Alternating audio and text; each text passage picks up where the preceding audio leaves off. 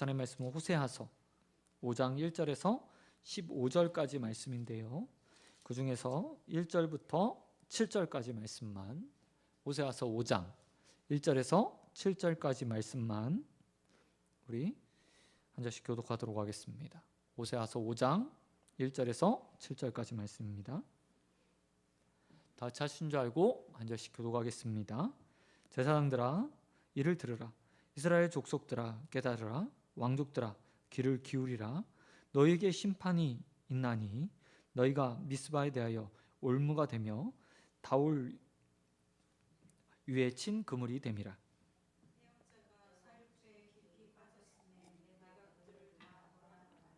에브라임은 내가 알고 이스라엘을 내가 숨기지 못하나니 에브라임아 이제 내가 음행하였고 이스라엘이 더러워졌음이니라.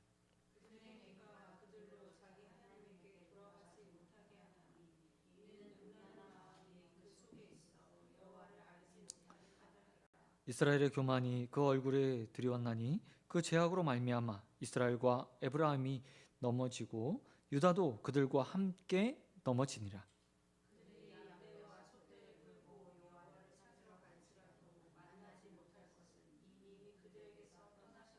같이 읽겠습니다. 그들이 여호와께 정조를 지키지 아니하고 사상아를 낳았으니 그러므로 사탄은 그들에게 그의 기업과 함께 삼키리로다. 아멘. 아멘. 이는 말씀 가지고 뉘우치고 내 얼굴을 구하기까지, 뉘우치고 내 얼굴을 구하기까지라는 제목으로 말씀 같이 나누어 하겠습니다. 우리는 지난 시간 북이스라엘의 죄에 대해서 살펴보았습니다. 그 중에서 북이스라엘은 하나님이 아닌 우상을 섬기는 죄를 지었다고 호세아서 4장은 이야기하고 있습니다. 북이스라엘이 하나님이 아닌 우상을 섬기는 이유는 나름의 이유가 있었습니다. 그것은 다른 것이 아니라 이방신들이 그들의 삶에 더 가까이 있었기 때문입니다. 가나안 백성들이 섬기던 신들, 농사를 짓던 그들을 보면서 이스라엘 백성들은 하나님보다 바알이, 아세라가 또 이방의 신들이 자신의 삶에 더 가까이 있다고 생각했습니다. 그래서 하나님 대신에 하나님과 함께 그들은 이방의 신들을 섬겼습니다. 뿐만 아니라 그들은 이방 신들이 하나님보다 더 신속하게 자신의 질문들에 대해, 어려움들에 대해, 기도 제목에 대해 답변한다고 생각했습니다. 나무에게 말하는 그들, 질문하는 그들에게 나무가 대답해주는, 아세라 신상이 대답해주는 일이 있다고 호세아서는 분명하게 기록하고 있습니다. 뿐만 아니라 이방 신들에 가면 그곳에서 신전에서 사람들과 만나고 교제하는 시스템이 갖춰져 있기 때문에 이스라엘 백성들은 이방 신전을 찾는 것을 즐거워했습니다. 오로지 하나님만 예배하는 성전과 달리, 하나님만 바라봐야 되는 성전과 달리 이방 신전에 가면요, 사람들과 교제하면서 흥을 돋구고 정보를 얻고 또 교제할 수 있는 거리들을 만들어 준 겁니다. 뿐만 아니라 그들에게 더 매력적인 것이 있었는데 그것은 하나님이 합법적으로 금한 음행을 이방 신전에는 마음껏 허락해 줬다는 겁니다. 마음껏 자신의 음란들을, 또 자신 마음속에 있는 것들을, 욕구들을 채울 수 있는 곳이 바로 이방의 신전이었습니다. 그래서 북이스라엘 백성들은 하나님과 함께 이방 신들을 섬겼습니다. 그리고 그들은 나름대로 이유를 대면서 우리는 그래도 잘 될 수 있을 거야 라고 삶을 생각했습니다. 그런 북이스라엘 향해서 오늘 하나님께서 말씀하십니다. 5장 1절에 보니까 이렇게 시작하고 있죠. 제사장들아, 이스라엘 족속아, 왕족들아, 귀를 기울여라. 무엇이 임했다고 이야기합니까? 하나님의 심판이 너희에게 임했다 라고 말하며 하나님의 심판이 그들에게 선포되고 있습니다. 근데 제가 앞에 말씀드렸듯이 이스라엘 백성들이요, 우상만 섬긴 게 아니에요. 하나님도요 겸하여 섬겼어요. 하나님도 겸하여 섬겼다는 거예요. 그리고 그 하나님께서 지금 이스라엘 백성들에게 말씀하고 계신 겁니다. 내가 너희를 심판할 것이다 라고 말하고 있다는 거죠. 북이스라엘이 온전하게 우상만 섬긴 게 아니었다는 겁니다. 그런 본문이 오늘 본문 말씀에서도 기록되어 있어요. 6절에 보면 말씀 보시기 바랍니다. 그들이 양떼와 소떼를 끌고 누구에게 찾아갑니까? 여호와를 찾았다라고 말하고 있어요. 이야기는 뭐냐면 북이스라엘 백성들이, 남유다 백성들이 때가 되면 양떼와 소떼, 번제의 제물을 가지고 여호와 하나님 앞에 가서 번제도 드리고 제사도 드리고 하나님을 찾아 예배하는 일도 했다고 이야기하고 있다는 겁니다. 우리는 우상 숭배하면 이스라엘 백성들이 하나님을 완전히 버린 상태라고 생각하지만 결코 그런 게 아니었다는 거예요. 그들은 하나님과 함께 우상을 섬겼습니다. 우상과 함께 하나님을 섬겼어요. 이런 일이 어떻게 가능했을까? 이런 모습을 보면서 어떻게 이럴 수 있지? 라고 생각할지 모르겠어요. 그런데 그 당시의 시대 사람들에게 이건 너무나 당연했습니다. 신이 보편적이고 많이 있다고 생각했어요. 그리고 지역마다 때로는 남녀에 맞게, 사람에 맞게, 직업에 맞게, 성별에 맞게 자신에게 맞는 신들이 있다고 생각했던 시대였습니다. 그렇기 때문에 그들의 입장에서 하나님과 함께 또 다른 신을 섬긴다, 이거는 마치 보험 드는 거랑 똑같은 거예요.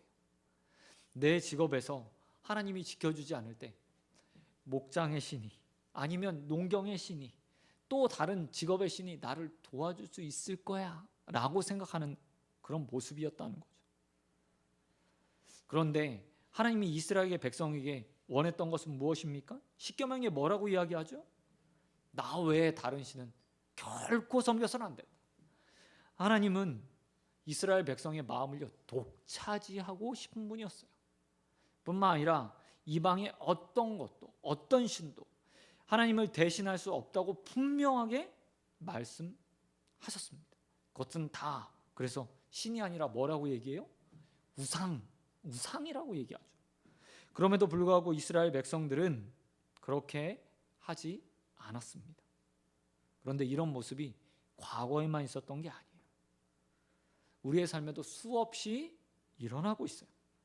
제가 얼마 전에 아내와 TV를 보고 있는데 정말 좀 화가 잔뜩 나는 일이 있었습니다.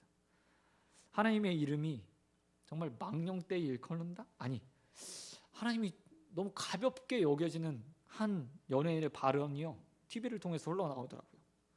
TV를 보는데 한 연예인이 이렇게 말한 거예요. 나 기독교인인데 얼마 전에 점 보고 왔어. 그 얘기 듣는데 너무 화가 나더라고요. 우리 하나님이 그에게는 어떻게 보이는 거지? 그가 기독교인이라고 감히 말하는데 어떻게 그가 기독교인이라고 말할 수 있어? 라는 생각이 드는 거예요. 어쩌면 그렇게 말했던 연예인에게 하나님은 수많은 신들 중에 하나? 아니면 자신의 삶의 복이나 안전을 보장해 주는 하나님 중에 하나? 위로나 평안을 주는 존재? 혹은 하나님을 섬기는 장소에 가서 그의 삶의 부족한 부분을 뭔가 챙길 수 있는 그런 신, 장소를 제공하는 신, 관계를 제공하는 신, 그 정도밖에 되는 것 아닌가? 라는 생각이 드는 거예요. 하나님께서 이스라엘 백성들에게 분명하게 말씀하셨습니다. 나 외에 다른 신을 섬기지 마라. 근데 이스라엘 백성이 어떻게 하냐면 이방신도 섬기고 또한 그 가운데 양떼와 소떼들을 여호와 하나님 앞에 가져와서 하나님도 섬기려고 하는 그 마음을 가지고 있는 거예요. 그리고 하나님이 그들에게 뭘 선포하고 있습니까? 난 그런 예물 필요 없어. 난 너희들을 심판하겠어 라고 말씀하십니다. 특별히 6절 말씀에 보면 이렇게 말해요. 하나님의 심판이 이제 이스라엘 백성들이 더 이상 참아주지 않겠다라고 선언하는 내용이 나오는데 이렇게 말하고 있죠. 야, 그렇게 니네가 소떼 양떼 가져갈지라도, 성전을 찾아갈지라도 그곳에 누가 없대요? 더 이상 하나님 만날 수 없을 거다. 하나님이 너희를 뭐 했대요? 떠나가 버렸다 라고 말하며 이 교회와 달리 구약의 성전이라고 말하는 하나님의 임재가 임하는 그 장소, 아니 유일하게 하나님을 만날 수 있는 그 장소에서 하나님이 어떻게 해요? 하나님의 집에서 떠나가 버렸다. 더 이상 너희 예배를 받지 않겠어 라고 선언하며 더 이상 너의 왕이 되지 않겠다 라고 선언하신 거예요. 여러분, 우리의 삶에는 결코 이런 일이 없게 되길 소원드립니다. 하나님을 온전하게 섬길 때, 하나님만 온전하게 의지할 때, 하나님 외에 다른 신이 우리의 삶에 없을 때 하나님이 우리를 만나주세요. 우리의 예배도 받으세요. 우리의 기도도 들으세요. 또한 우리에게 복도 내려주십니다. 이 사실을 믿고 오직 우리의 하나님을 나의 왕, 나의 하나님, 나의 주로 섬기는 우리 소원교회 모든 성도들이 되어지길 우리 주님 예수 그리스도의 이름으로 축원드립니다. 두 번째로 오늘 본문엔 5절에서 보면 하나님께서 북이스라엘과 남유다의 멸망도 함께 선포하는 것을 볼 수 있어요. 5절에 이렇게 기록합니다. 이스라엘의 교만이 그 얼굴에 드러났나니 그 죄악으로 말미암아 이스라엘과 에브라임이 넘어지고 유다도 그들과 함께 넘어질 것이다 라고 말해요. 이스라엘과 에브라임은 북이스라엘 전체를 가리키는 단어입니다. 그런데 거기에 누구까지 포함되어 있어요? 유다라고 말하는 남유다, 베냐민을 포함한 남유다 백성들도 함께 포함되어 있는 것을 보게 됩니다. 그들 다 넘어질 거래요. 이건 보면 갑자기 호세아서가 북이스라엘을 위해서 쓰여졌고 북이스라엘의 심판에 대해서 하나님의 마음에 대해서 기록한 책인데 남유다도 함께 넘어지게 될 거예요. 왜 이런 일이 이루어졌을까? 그 이유는 다른 것이 아니에요. 지난주에 보았던 호세아서 4장 15절 말씀에 보면 하나님께서 이렇게 말씀하세요. 이스라엘아, 너는 음행하여도 유대는 범죄하지 못하게 할 것이다 라고 말하면 하나님이 선언하시는 거예요. 내가 너희와 남유다를 갈라놓을 거야.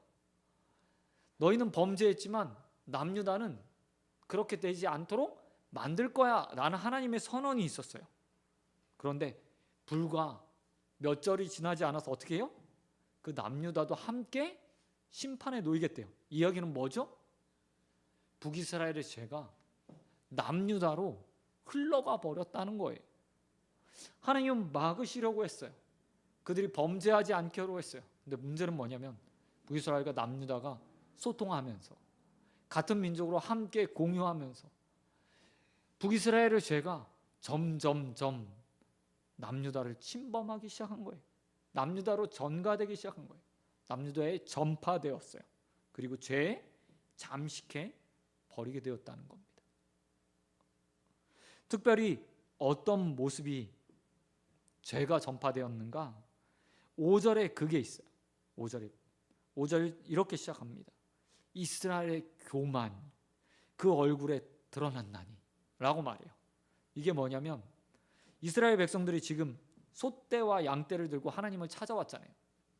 근데 이때 이스라엘 백성들의 얼굴에 교만이 가득했대요. 이야기는 뭐냐면 이런 거죠.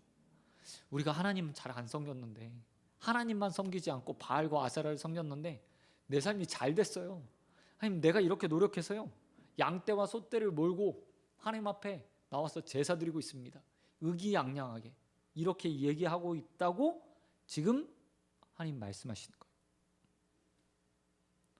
여러분, 이스라엘 백성들이 누리고 있는 것 다 호세아가 처음 3장에서 2장에서 이야기하죠. 누구로부터 온 거라고요? 하나님이 허락해 주셨다 라고 이야기했어요. 근데 이스라엘 백성들이 그 하나님께서 허락하신 것을 가지고 의기양양하게 이렇게 말하고 있는 거예요. 내가 바알과 아세라를 잘 섬겨서 내가 열심히 노력해서 이 모든 것들을 하나님 앞에 가져와서 내가 하나님 기분 좋으라고 제사 드리고 있습니다. 하나님 받아주세요.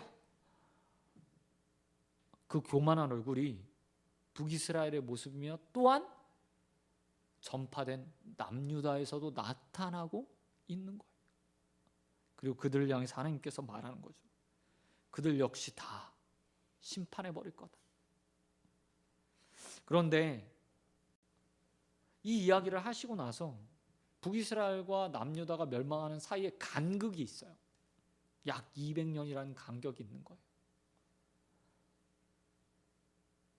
이야기는 뭐예요? 앞에 말씀드렸듯이 북이스라엘 향한 하나님의 마음은 이미 다 떠났어요. 그러면서 동시에 여기에 남유다를 딱 껴서 말하는 이유는 뭐죠? 남유다 너희 잘 들어. 내가 북이스라엘을 떠났어. 그리고 앞으로 어떻게 되는지 잘 봐. 멸망할 거야 그들이. 라고 말씀하신 거예요. 남유다에게 북이스라엘의 말씀을 통해서 기회를 주는 거예요. 그런데 채 불과 200년이 되지 않아서 어떻게 되냐? 똑같은 죄로 남유다도 멸망해요. 하나님의 강력한 경고를 무시합니다. 북이스라엘이 그렇게 교만한 얼굴로 하나님 앞에 나와서 우상을 섬기고 하나님을 겸하여 섬기면서 뻣뻣이 고개를 들고 이 모든 것들은 우리의 노력의 결과입니다. 하나님, 제사 드리는 거 기쁘시죠? 형식만 남아있는 그들을 그렇게 예배드리다가 멸망했던 그 모습 그대로 남유다가 똑같이 행하다 결국 망해버려요. 죄의 무서움이요, 바로 이곳에 있어요. 어떤 공동체 안에서 누군가 이런 교만한 모습으로 하나님 앞에 서는 것, 한 사람의 잘못처럼 보일 수 있어요. 그런데 그게 전염돼요. 전염. 공동체 전체를 무너뜨릴 수 있어요. 때로는 잘 서 있을 것 같은 옆 사람도 무너뜨릴 수 있는 거예요. 그래서 죄라는 것이 우리의 삶에 틈타지 못하도록 매일매일 경계해야 돼요. 다른 사람의 모습을 보면서 혀를 차고 있는 내가 그 사람이 될 수도 있는 거예요. 남유다가 똑같이 될 거라고 생각했을 거예요? 하나님이 경고하셨던 것처럼 우리도 저것 때문에 무너질 거야 라고 생각했을까요? 아니에요. 그들도 알지 못하는 사이에 이미 그들의 삶 가운데 그 죄가 들어와 있었고 결국 그것으로 똑같이 무너진 거예요. 사랑하는 성도 여러분, 우리 이 땅에 살아가는 동안에 군사로서 살아갑니다. 무엇과 싸워요? 사단과 죄와 싸우는 군사로서 살아갑니다. 끊임없이 경계해야 되고 두려워해야 되고 죄를 무섭게 여길 줄 아는 사람들이 돼야 돼요. 죄의 힘과 전염력이 강력하고 한 나라를 무너뜨릴 만큼 힘이 있다는 사실들을 알고 이 하찮은 인생도 죄로 물들 수 있음을 기억하며 경계하는 인생들로 늘 서가는 저와 여러분 되시길 우리 주님 예수 그리스도의 이름으로 축원드립니다. 그런가 하면 마지막으로 오늘 본문 우리 읽지 않았지만 8절부터 14절까지 말씀만 보면 남유다와 북이스라엘 사이에 전쟁, 그리고 그 전쟁에서 어떤 일이 벌어지는지에 대해서 이야기해 주고 있어요. 여러분 성경책에도 이렇게 아마 제목이 붙어 있을 거예요. 유다와 이스라엘 사이의 전쟁. 그런데 참 재밌는 건 무슨 이 전쟁에서 어느 누구도 이득을 보지 못해요. 왜냐하면 하나님이 그 삶 가운데 떠나 계시거든요. 12절 말씀에 보면 이렇게 말해요. 그러므로 내가 에브라임에게는 뭐가 된대요? 좀 먹는다 할 때 그 좀이요, 좀과 같이 될 것이며 유다 족속에게는 뭐요? 썩히는 것. 이게 똑같은 말이잖아요. 뭐 하는 거예요? 아무 도움도 되지 않을 거다. 니네가 추구하는 것들 다 좀 먹어버릴 거야. 네가 갖고 지고 싶어 하는 거 다 썩어버릴 거야 라고 이야기해요. 뿐만 아니라 13절에도 보면 그들이 병들고 깨닫지 못하고 상처가 나는데 깨닫지 못할 것이다 라고 말하고 있어요. 뿐만 아니라 14절에도 똑같아요. 에브라임에게는 뭐가 같이 된대요? 사자같이. 유다 족속에게는 젊은 사자같이. 이 얘기 뭐냐면 와갖고 다 삼켜버릴 거야, 없애버릴 거야 라고 말하는 거예요. 이 전쟁에서 어느 누구도 이득을 보지 못하는 전쟁이 서로 민족 간에 이루어지게 되는 거예요. 그리고 다 패배하는 거죠. 결국에는 이게 하나님의 심판이에요, 이스라엘 백성들에게. 그런데 이 와중에도 하나님이 다 이렇게 해서 끝낼 것 같은데 아니에요. 하나님은 사실 좀 미련이 많으신 것 같아요. 15절에 보면 하나님의 기조가 완전히 바뀌어요. 15절에 보면 이렇게 기록하고 있습니다. 그들이 그 죄를 뉘우치고 내 얼굴을 구하기까지 내가 내 곳으로 돌아가리라. 성전에 있지 않고 성막에 있지 않고 내 곳 하늘 보좌로 돌아가 버릴 거야. 그들이 고난받을 때 나를 간절히 내게 뭐한대요? 간절히 구할 거다 라고 이야기하잖아요. 근데 이 이야기를 한번 뒤집어서 생각해 보세요. 이야기는 뭐냐면 하나님 간절히 구할 거야. 구하게 될 거야. 그들이 내게 뉘우치면 뭐 할 거였어요? 지금은 떠나갔지만 그 하늘 보좌에서 어떻게 해요? 다시 이곳으로 올 거야 라는 말인 거예요. 사실 6절에서 분명 하나님께서 말씀하셨습니다. 북이스라엘을 떠났다. 날 없어. 성전에 와도 나 못 만나. 절대 못 만날 거야. 제사, 제물, 양떼, 소떼, 양 한 마리, 소 한 마리도 아니에요. 양떼, 소떼를 가져와도 제사 지내도 나를 만날 수 없어 라고 이야기하셨는데 뭐 하면 만나주겠다고요? 돌이켜서 회개하면, 나한테 와서 간구하면, 간청하면, 돌이켜서 회개하면 다시 만나줄 거야 라고 말씀하고 계신 거예요. 사실 하나님은 미련이 많으신 분이에요. 왜요? 자신의 백성을 사랑하시는 분이거든요. 하나님에게 포기란 없어요. 그래서 하나님은 또 다시 이스라엘 백성에게 15절에서 이렇게 말씀하고 계세요. 그들이 그 죄를 뉘우치고 내 얼굴을 구하기까지 내가 떠나 있겠지만 다시 구하면 그들에게 은혜 베풀을 준비가 되어 있다. 간절히 나를 찾으면 내가 만나줄 준비가 되어 있어 라고 말씀하시죠. 그리고 그 과거의 하나님이 여전히 우리의 삶에도 동일하세요. 하나님은 언제나 회개할 우리를 받아준 준비가 되어 계세요. 원망하고 불평한 우리가 또다시 하나님 앞에 나와서 하나님 제가 실수했어요. 하나님 오해했어요. 잠시 하나님께 죄를 범한 것 같아요. 그러니 나를 받아주십시오 라고 말하면 그 하나님은 우리를 받아줄 준비가 되어 계세요. 예수님께서 하나님이 어떤 분이신지에 대해서 복음서에서 설명하실 때 가장 대표적으로 이야기하는 게 탕자를 기다리는 아버지 같으신 분이라고 이야기하잖아요. 우리 아버지의 비유에 나타난 그 아버지의 모습을 잘 알고 있습니다. 둘째 아들이 아버지에게 유산을 달라고 해요. 이거는 폐륜이거든요. 당시 시대. 아버지 살아 계시는데 재산을 물려달라고 하는 거 이거 폐륜이에요. 지금은 가능하지만 그때는 말도 안 되는 일이었어요. 온 동네 사람들이 돌을 들고 와서 쳐 죽여도 아무 말 못하는 그런 일이었어요. 근데 아버지가 어떻게 해요? 재산을 뚝 띄어서 그래 너 하고 싶은 대로 해 라고 딱 재산을 나눠줘요. 아들은 신속하게 그 아버지의 재산, 자신이 아버지가 죽은 이후에 받을 아버지의 기업, 땅을 팔아갖고 먼 나라로 가버려요. 그리고 그곳에서 허랑방탕한 생활을 하죠. 근데 그때부터 아버지의 삶이 변하기 시작해요. 뭐하냐면 매일같이 동네 밖에 나가서 그 아들이 언제 돌아올까 기다리기 시작한 거예요. 여러분 왜 그런 줄 아세요? 유대 문화 때문이에요.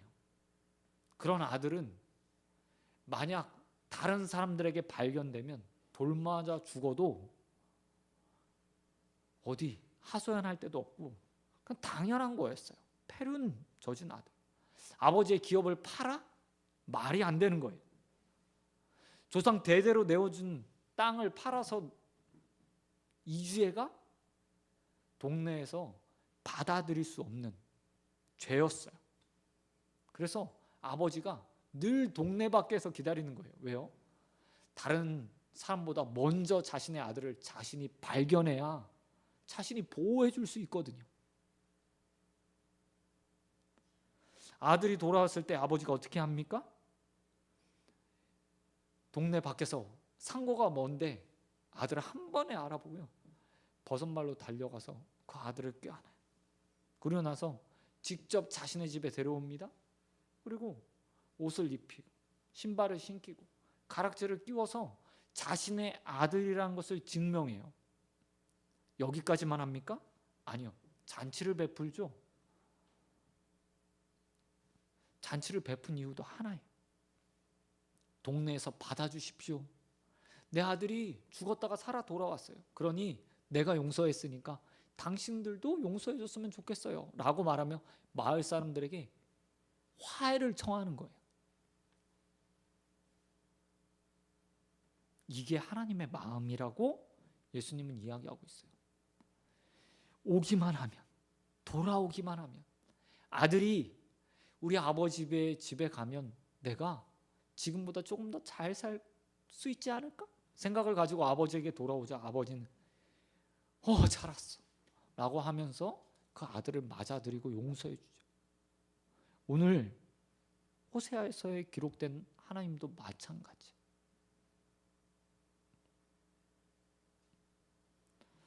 그 하나님이 우리의 하나님이고 그 하나님이 저와 여러분의 아버지세요. 그리고 그 하나님이 언제나 우리를 품으실 준비를 하고 계신 분이십니다. 때로는 그 하나님이 좀 야속하게 느껴질 때가 있어요. 다른 사람들은 다 잘 대해주는 것 같은데, 다 용서해 주는 것 같은데, 다 받아주는 것 같은데 나는 좀 아닌 것 같은 때가 있어요. 그러나 아버지에게 우리는 다 깨물어서 안 아픈 손가락들이 아니에요. 손가락 깨물면 다 아프잖아요. 똑같은 자녀일 뿐입니다. 단지 그 사랑의 정도가, 그 경험들이 좀 다를 뿐이에요. 우리가 느끼는 감정이 다를 뿐이죠. 그 하나님이 여전히 우리를 사랑하시고 우리를 붙드시고 용서할 준비가 되 계시며 하나님 앞에 돌아왔을 때 맞아들일 수 있는 분이라는 것을 믿고 언제나 하나님 앞에 작은 잘못도 회개로 돌이킵니다. 그 가운데 하나님의 얼굴이 우리 가운데 다시 비쳐 하나님의 은혜를 누리는 저와 여러분이 되시길 우리 주님 예수 그리스도의 이름으로 축원드립니다. 말씀 맺도록 하겠습니다. 여러분, 하나님 여전히 저와 여러분을 사랑하고 계십니다. 회개하면 떠나셨던 그분도 다시 얼굴을 비춰서 우리에게 은혜 주시는 분이에요. 은혜 주시는 분. 얼굴을 비추신다는 것은 은혜 주시고 복 주실 준비가 되셨다 라는 거거든요. 그 하나님의 얼굴을 구하는 저와 여러분 되기를 소원합니다. 떠난 자에게도 그렇게 얼굴빛을 비춰서 은혜 베푸신 그 하나님께서 우리 하나님 안에 거하는 자들이 간구하는 것들을 주시지 않겠어요? 당연히 주시겠죠. 그 하나님을 믿고 간구하며 은혜를 받는 저와 여러분 되기를 소원드립니다. 뿐만 아니라 우리와 하나님과의 관계를 갈라놓을 수 있는 죄를 여러분 경계하시는 자들 되길 소원합니다. 남유다가 경계를 늦추자 북이스라엘의 죄가 그들에게 찾아왔어요. 그리고 그들도 경고를 받아요. 우리의 삶도 마찬가지예요. 잠시만 방심하면 그 죄가 우리의 삶을 파고들어 우리를 죄인으로 만들 수 있는 거예요. 그러기에 죄의 위험성들을 알고 늘 경계하는 인생들로 서가게 되길 주님의 이름으로 축원드립니다. 뿐만 아니라 하나님 앞에서 세상의 것들 같이 섬기는 그런 어리석은 자들 되지 않았으면 좋겠어요. TV에 나온 연예인이 경망스럽게 얘기를 해요. 하나님의 이름이 모독되었어요. 너무 쉽게 요즘엔 그 하나님의 이름이요 가볍게 여겨져요. 하나님은 수많은 신들 중에 하나가 아니에요. 그냥 복주는, 안전이나 보장해주는, 마음의 위로나 평안을 주는 존재가 아니에요. 하나님 외에 다른 신은 이 세상에 존재하지 않아요. 그 하나님을 섬기는 일을 두렵게 여기지 않은 그런 어리석은 자들이 되지 않기를 소원드립니다. 만군의 주 그 하나님을 향해서 우리의 마음이 다 드려지고 그 하나님만 바라고 예배하는 일에 저와 여러분이 온전하게 쓰임받게 되길 우리 주님 예수 그리스도의 이름으로 축원드립니다. 아멘. 시간 기도하도록 하겠습니다. 하나님 아버지 감사합니다. 오늘 이스라엘 백성들을 보게 됩니다. 교만한 얼굴로 양떼와 소떼들을 가지고 나와 하나님을 예배하려고 하지만 그들의 삶에 수많은 신이 있었기에 하나님께서 그들의 삶을 떠나버리고 그들의 예배들을 받지 않음을 보게 됩니다. 오 주님, 우리도 하나님 앞에 예배드릴 때 혹시 하나님이 아닌 다른 것들이 내 마음 가운데 가득 채워진 채 예배드리지 않는지 돌아보게 하여 주시옵시고, 오직 나 외에 다른 신은 섬기지 말라고 말씀하신 그 하나님 말씀 따라 오직 하나님만 내 삶의 중심에 두고 하나님을 섬기는 자들 되어 주시도록 은혜 베풀어 주시옵소서.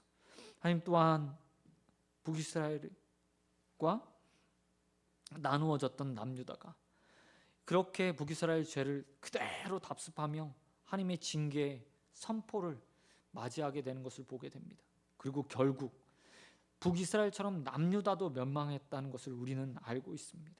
그 죄의 전염성들을 경계하게 하여 주시옵시고, 혹여나 내가 보고 있는 죄가 내 삶에 침범하는 것은 아닌가 늘 깨어 근신하는 자들 되어 주시도록 은혜 베풀어 주시옵소서.